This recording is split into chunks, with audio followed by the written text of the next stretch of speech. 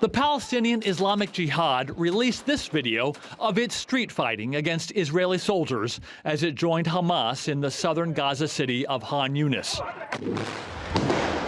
Israel, which earlier released its own video of the fighting, called Tuesday the most intense day of combat in 5 weeks of ground operations, and said this was the bombing of a Hamas military compound.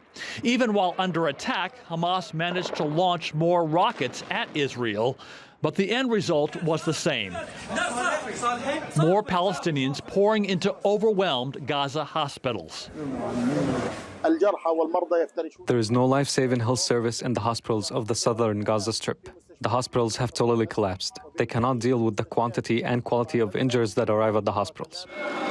The head of the World Health Organization says it had to move medical supplies from warehouses in Khan Younis to a smaller warehouse in Rafah, which led to a delay in the planned delivery of medicines to relief agencies for their health facilities. A few dozen humanitarian aid trucks have arrived in Gaza each day since last week's 7-day truce ended, but the U.S. State Department is demanding Israel allow more in. And the State Department issued a rare rebuke to Israel over violence in occupied West Bank, saying it was revoking U.S. visas of anyone engaged in violence.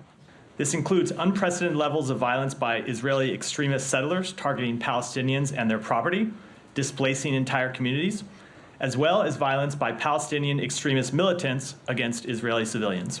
In Rafah, where hundreds of thousands of Palestinians have gathered, there is no more precious commodity right now than clean water.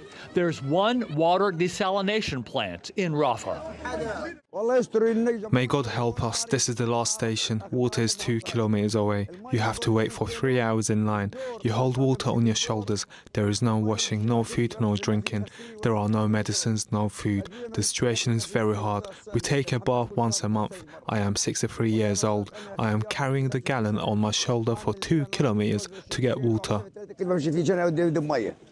Meantime, the U.S., Qatar, and Egypt are said to be working on trying to get a ceasefire back on track, one which would see a longer pause than the last one.